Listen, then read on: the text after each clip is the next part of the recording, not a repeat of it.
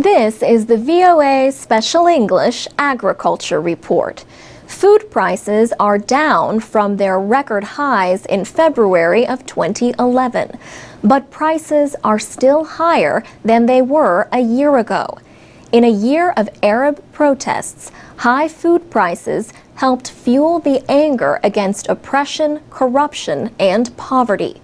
Many experts think the political fires in Egypt and other countries started in the summer of 2010 in Russia.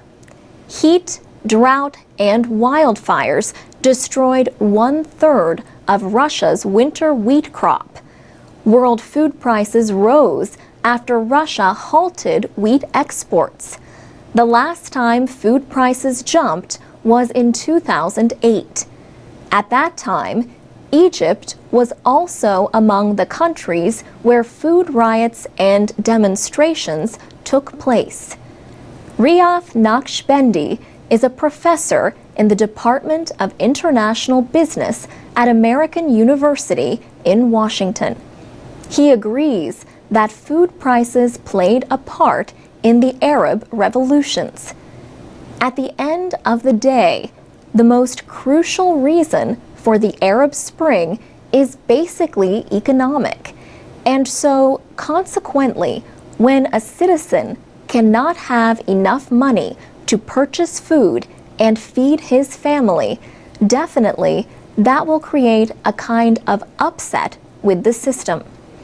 Professor Nakshbendi says an event like climate change can affect food production in many countries. But in a globally connected economy, even an event in one country can be felt worldwide. Cornell University economist Chris Barrett says another problem is that gains in farm production have slowed. He says, "What we are seeing right now is the bitter harvest of very poor investments in agriculture research over really the last 20 years. Shenggen Fan is head of the International Food Policy Research Institute in Washington. He says the return of high prices in 2011 offers some important lessons. If investment in food production does not increase, he says, then the world will continue to see high prices, and price hikes will come more often. He says food supplies are not growing enough to meet the demand of 7 billion people. The world is expected to add 2 billion more by the middle of the century.